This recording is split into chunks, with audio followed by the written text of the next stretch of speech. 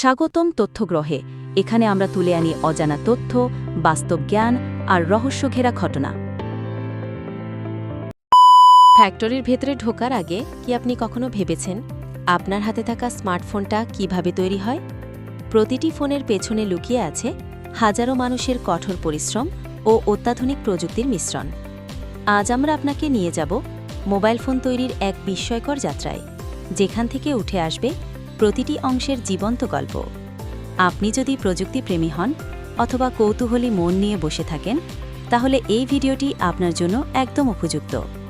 ভিডিওটি একটানা দেখুন, কারণ প্রতিটি ধাপে আপনাকে চমকে দিতে আমরা চলেছি। মোবাইল তৈরি শুরু হয় ডিজাইন রুম থেকে, যেখানে প্রকৌশলীরা স্ক্রিনের সাইজ, ক্যামেরা পজিশন ও চিপসেটের অবস্থান নির্ধারণ করেন। প্রথমে 3D সফটওয়্যারে ফোনের কাঠামো ডিজাইন করা হয়, যাতে প্রতিটি পার্ট নির্ভুলভাবে বসানো যায়। এই ডিজাইন অনুমোদিত হলে শুরু হয় পিসিবি বা সার্কিট বোর্ড তৈরির কাজ, যা মোবাইলের মস্তিষ্ক হিসেবে কাজ করে। একই সাথে অপারেটিং সিস্টেমের সফটওয়্যার প্রোগ্রামিংও করা হয়, যাতে হার্ডওয়্যারের সাথে সফটওয়্যার সামঞ্জস্য থাকে। প্রতিটি ফোনের ডিজাইন তৈরি হয় ব্যবহারকারীর প্রয়োজন ও বাজেট মাথায় রেখে, যা একটি বিশাল গবেষণার ফল। ডিজাইন চূড়ান্ত হওয়ার পর শুরু হয় বিভিন্ন পার্টস তৈরির ধাপ, যেমন ডিসপ্লে, ব্যাটারি, ক্যামেরা ও চিপসেট। এই পার্টসগুলো তৈরি হয় আলাদা লাইন বা ইউনিটে, যেখানে অত্যাধুনিক মেশিনের মাধ্যমে নিখুঁতভাবে নির্মাণ করা হয়। এরপর সব পার্টস একসাথে এনে রোবট ও মানুষের যৌথ প্রচেষ্টায় ফোন অ্যাসেম্বল করা হয়।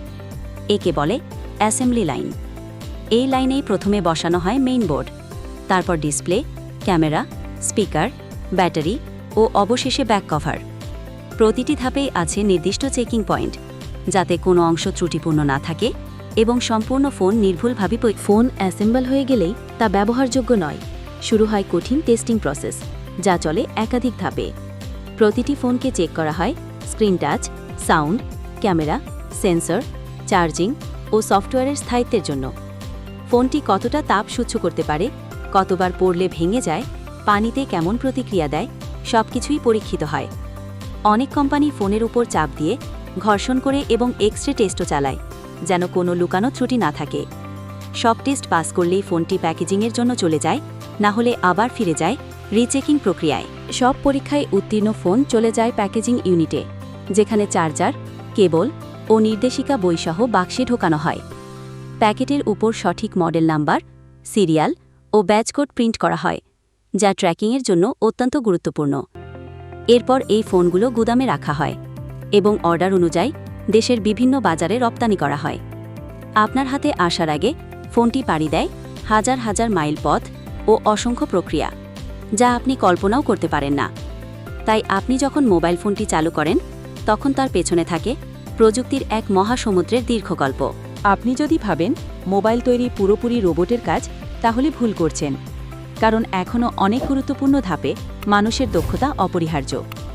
বিশেষ করে ক্যামেরা লেন্স বসানো, ফ্লেক্স কেবলের কানেকশন, সেন্সর টেস্টিং, এই সব জায়গায় মানুষের সূক্ষ্ম হাতের কাজ ছাড়া ভুলের সম্ভাবনা অনেক বেড়ে যায়। এমনকি ফোনের ফিজিক্যাল বাটনগুলো ঠিকঠাক বসেছে কিনা, ডিসপ্লেতে ফিটিং সঠিক হয়েছে কিনা, এসবও মানুষ চোখে দেখেই চেক করে। রোবট মেশিনগুলো কাজ করে নিখুঁতভাবে, কিন্তু যখন ফোনের মধ্যে কোনো অনিয়ম দেখা যায়, তখন মানুষের অভিজ্ঞতায় সমস্যার সমাধান করে। এভাবেই মানুষ ও প্রযুক্তির মিশেলে তৈরি হয় একটি মোবাইল ফোন, যা আপনার হাতে এসে পৌঁছাতে হাজারো হাতে খুঁড়ে খুঁড়ে আসে।